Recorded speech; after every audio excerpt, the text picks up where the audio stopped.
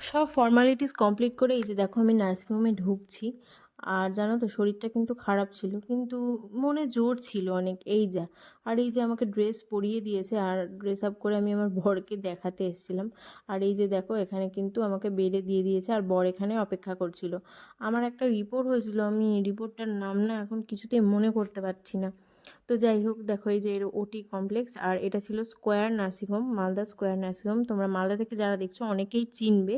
আর আমি কিন্তু মিতা ম্যামের আন্ডারে ছিলাম। তো যাই হোক, তোমরা যারা চেনো মিতা হালদার, ডক্টর মিতা হালদার, তো কমেন্ট করে জানিও কারা কারা এই ডক্টরের কাছেই মা হয়েছো। আর আমার ডক্টর মানে আমার কাছে কিন্তু ভগবান। আর সত্যি বলতে মিতা ম্যাম আর স্যার খুবই খুবই খুবই ভালো, আমার বলার কোনো ভাষা নেই।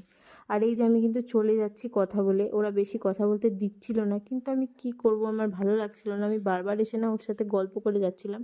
আর ওকে বলছিলাম তুমি ভাত খাও, ও না কিছু খেয়ে আসেনি। আমি কিন্তু সকালে একটু ভাত খেয়েছিলাম, আমার ননদ রান্না করেছিল, সেই ভাতটাই খেয়ে আমি কিন্তু ওটি করতে এসেছিলাম প্রায় 5 ঘন্টা পরে। আর এই যে দেখতে পাচ্ছ আমি চলে যাচ্ছি। তারপরে কিন্তু এই যে লিফটে করে আমাকে নিয়ে যাবে এবার ওটি রুমে, মেন ওটি রুমে।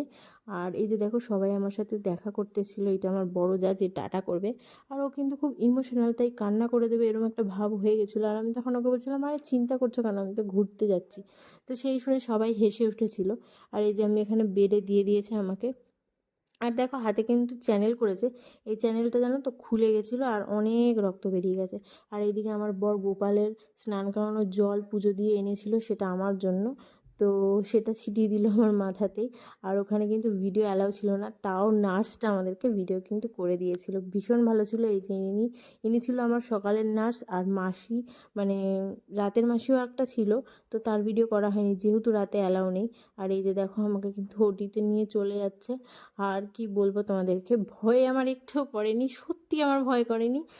কিন্তু ওটি এক্সপিরিয়েন্সটা আমি তোমাদের সাথে অবশ্যই অবশ্যই শেয়ার করব। কি হয়েছিল না হয়েছিল, হ্যাঁ তবে অনেক কিছুই ঘটেছিল, সেগুলো আমি শেয়ার করব। আর আমার বর কিন্তু এই যে অপেক্ষা করছে, দেখো কি সুন্দর। আর বাইরের ভিডিও বানাচ্ছে বসে বসে, তো তোমাদের সাথে সেগুলো শেয়ার করলাম। ভাগ্যে সেই ভিডিওগুলো ছিল, তা না হলে তো সত্যি কথা বলতে মেমোরিজগুলো থাকতো না, না তাই না? এই যে ফাইনালি ফাইনালি ম্যাম আমার চলে আসবে আর আমাদেরকে নিয়ে চলে এসছে। আর চলো তোমরা নেক্সট ভিডিওতে এর পরের ক্লিপগুলো দেখতে পাবে।